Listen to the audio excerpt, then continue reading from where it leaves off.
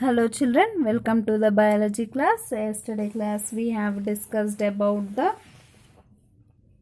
renal about the tubules, that is of excretory organs, kidney, structure of kidney tubule. Now we are going to discuss about the function of kidney and production of urine. So the production of urine occurs mainly in three major steps: ultrafiltration, reabsorption and tubular secretion. So before that, this is the structure of nephron.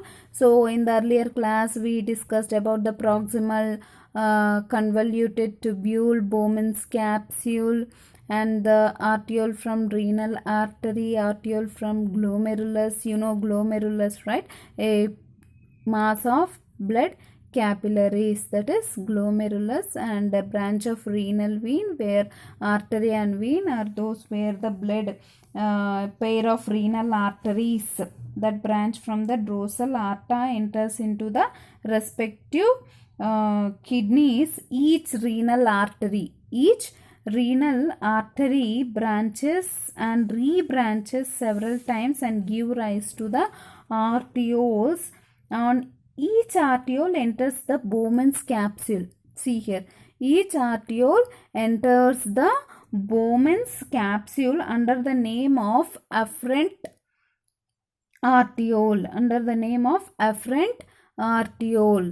and from there this afferent arteriole breaks into number of capillaries which form a glomerulus, and that reunite the capillaries, and from the efferent arteriole which carry away.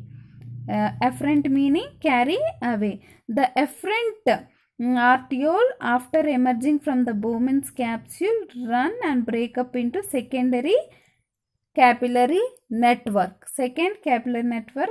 which surrounds the renal tubule and rejoins to form a vein, that is renal vein. So this will happen again and again with the other veins of the kidney. It ultimately forms the renal vein which leaves the kidney at the median surface. This is how the blood enters and leaves the kidneys. See the proximal convoluted tubule. So blood flows through the glomerulus. In the ultrafiltration, what happens? The blood flows through the glomerulus under great pressure, which is much greater than in the capillaries. The reason for this high pressure is that efferent, that is outgoing arteriole, is narrower than the afferent arteriole. This high pressure is called hydrostatic pressure because this is causing by the liquids part of blood to filter out from the glomerulus in the renal tubule. The filtration under the force is called ultrafiltration. During the ultrafiltration, almost all the liquid part of the blood, that is plasma, and most of the organic and inorganic substances include glucose, amino acids, proteins, urea. So these all come out of the glomerulus and passes into the funnel shaped cavity of the Bowman's capsule. Again the fluid enter the renal tubule is called glomerular filtrate. See here, glomerulus filters a small solutes from the blood. So first in the glomerulus, what happens? It filters the solutes present in the blood, and in the proximal convoluted tubule, what happens is there it reabsorbs the ions, waters and nutrients and removes toxins to adjust the filtrate pH. So we have seen that glomerular filtrate, right? So the fluid entering the renal tubule is called glomerular filtrate, that is from passing from efferent to afferent arteriole, and then from the glomerulus the ultrafiltration will happen. So ultrafiltration with in the blood, that is in the plasma which contains organic and inorganic substances, Bowman's capsule to the glomerulus, and there glomerular filtrate. Again here proximal convoluted tubule, what it do is it reabsorbs the ions, waters and nutrients and removes toxins and adjusts the pH. And again it will go to the, so the thicker part of the blood left behind the glomerulus after ultrafiltration, the corpuscles, proteins and other large molecules are carried through the afferent arteriole. So this blood proceeding away from glomerulus is relatively thick. Then the glomerulus filtrate entering the renal tubule is not a urine. It's not a urine. It extremely a dilute solution containing the useful materials like salts, ions, for example sodium, and then glucose. Some filtrate passes down the tubule. Much of the water is reabsorbed. Much of the water is again reabsorbed together with the useful substances. But the reabsorption is only the extent that the normal concentration of blood is not disturbed.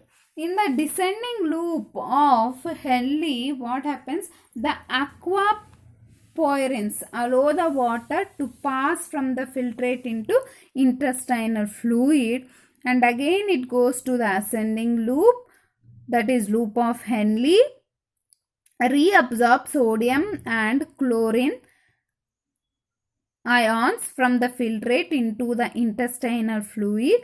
Again it passes to the distal convoluted tubule, which selectively secretes and absorbs the different ions to maintain the blood pH and electrolyte balance. And in the collecting ducts, reabsorbs the solute and water from the filtrate.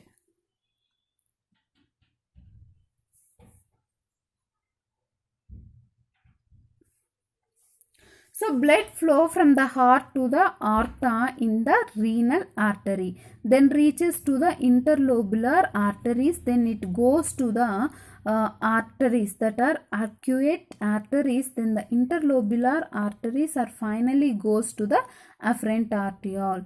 So which supplies the nephron with blood, The renal artery branches off from the lower part of the aorta and provides the blood supply to the kidneys. Renal veins take blood from the kidneys into inferior vena cava. Oxygenated blood comes to the kidney from the right and left renal arteries of the abdominal aorta. Deoxygenated blood leaves the kidney via right and left renal veins. See, arteries brings the oxygenated blood and veins carries the deoxygenated blood. So that will run in the inferior vena cava. See, this is how the urine will form.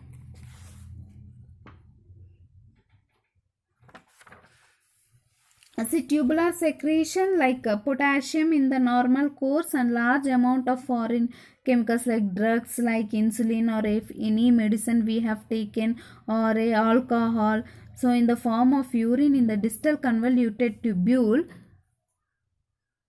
See, in the distal convoluted tubule. So what happened? This passage involves the activity of the cells, the tubular called tubular secretion. The filtrate left after the reabsorption and tubular secretion is called urine. The filtrate, the whatever the filtered the filtered ions and water and nutrients will be reabsorbed. The filtrate left after reabsorption and in the tubular secretion is called urine. So all the steps involved in the urine production require energy and they require oxygen.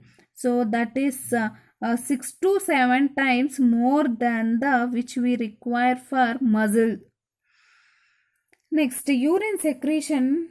Finally, urine passes into the collective ducts to the pelvis and through the ureter in the urinary bladder by ureteral peristalsis, that is contraction, and constriction due to gravity. Urine is expelled from the urinary bladder through urethra in penis in males and directly in the females by relaxation of sphincter muscles located at the opening of the urinary bladder.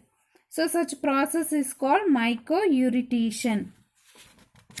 So this is cortical radiate arteries. See the afferent arterioles which is carrying the oxygenated blood, and glomerular capillaries, efferent arterioles which carrying the deoxygenated blood, and glomerular capsule, so tubule, peritubular capillaries to cortical radiate veins. So in the first glomerular filtration, water and solutes which are smaller than proteins are forced through the capillary walls and glomerular capsule into renal tubule. So in the tubular reabsorption, water, glucose, amino acids, proteins, needed ions are transported out of the filtrate into the tubule cells and then enter into the capillary bed. In tubular secretion, hydrogen, potassium, creatinine and drugs are removed from the peritubular blood and secreted by a tubule cells in the filtrate. This is how the urine formation and reabsorption and secretion will happen. So the steps involved in the urine formation is tubular reabsorption, tubular secretion and water conservation. So which is occurring from proximal convoluted tubule to the distal convoluted tubule.